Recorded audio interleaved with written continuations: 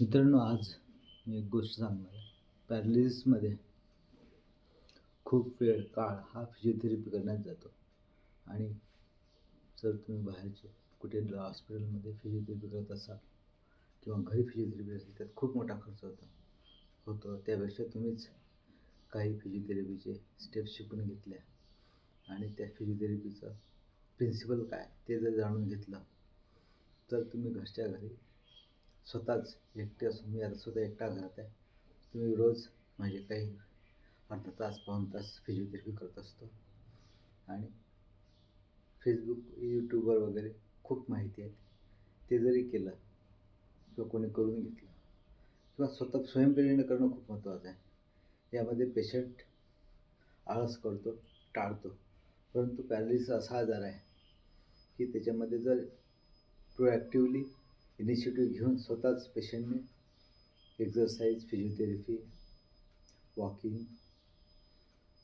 Meditation ह्या गोष्टी केल्या नाही तर त्या ह्या आजाराचा जी तीव्रता आहे ती वाढते आणि हळूहळू शरीर स्टिफ व्हायला सुरुवात होते आणि मग शेवटी तुमचे जॉईंट्स एवढे स्टिफ होतात की तुमच्या हालचाली पूर्णतः बंद होतात आणि तुम्ही पाहत असाल काही लोकांचे हात जे आहेत, जॉईंट्स आहेत, हे बारीक होतात कारण त्याच्यामध्ये रक्तप्रवाह हा हालचाल न झाल्यामुळे रक्तप्रवाह थांबतो आणि हळूहळू ब्रेन कमांड घेतो की हा शरीराचा निकामी पार्ट आहे आणि त्याच्यामुळे मग हळूहळू ब्रेन त्या भागाकडे रक्तपुरवठा देणं बंद करतं आणि तो भाग हळूहळू सुकतो, त्याची स्किन टाईट होऊन जाते आणि मग त्याची हालचाल पूर्णतः थांबते. त्यासाठी या आजारात ॲक्टिव्ह राहणे, प्रत्येक शरीराच्या अवयवाची हालचाल होणे खूप गरजेचं आहे. याच्यामध्ये मेडिकेशनचा खूप खर्च येतो, तेव्हा पेशंट स्वतःहून प्रयत्न करायला पाहिजे, कोणाची वाट पाहायला नाही पाहिजे. मी सध्या घरी एकटा राहतो आहे आणि एकटं सगळं काही मॅनेज करतो आहे. माझी औषधं, माझं जेवण,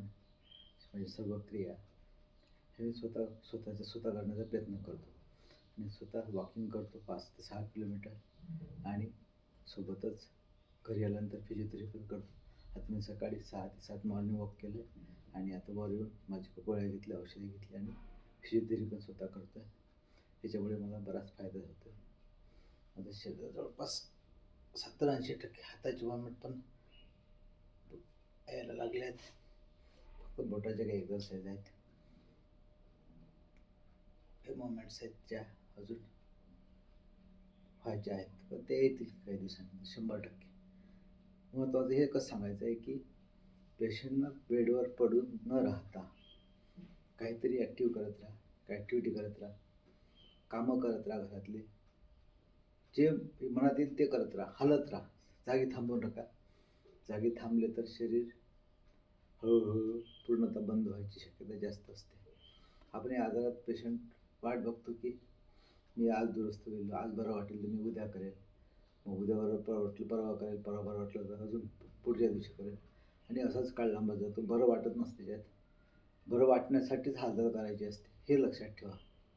तेव्हा हे खूप महत्त्वाचं आहे आणि मी जे तत्त्व पाळतो आहे त्याच्यामुळे मला बराच आराम आहे.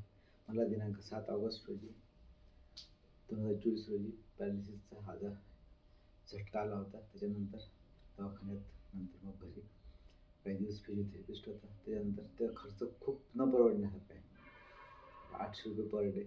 त्यामुळे मी घरीच वॉकिंग, फिजिओथेरपी, काही गोष्टी माझी पत्नी सांगते, काही गोष्टी माझे भाचे सांगतात, ते यूट्यूबवर पाहतात, काही गोष्टी मी शोधतो.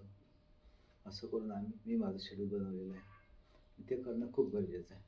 छोट्या स्टेप्स आहेत, त्या जरी केल्या तरी खूप गरजेचं आहे. यात तोल राहत नाही, बॅलन्स राहत नाही. बॉल्स आहे, एक्झरसाईज, छोटे एक्झरसाईज.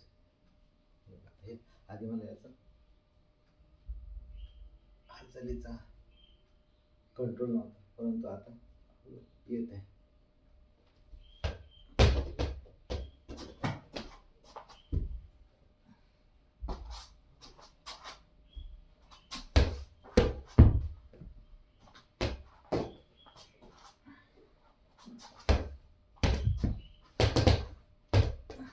तर अशा आधी ह्याचा हालचाल शक्य नव्हती, पण हा हवेतला बॉल, त्याची दिशा, त्याची गती सुद्धा सेन्स करत आहे, म्हणजे याच्यात सुधारणा आहे.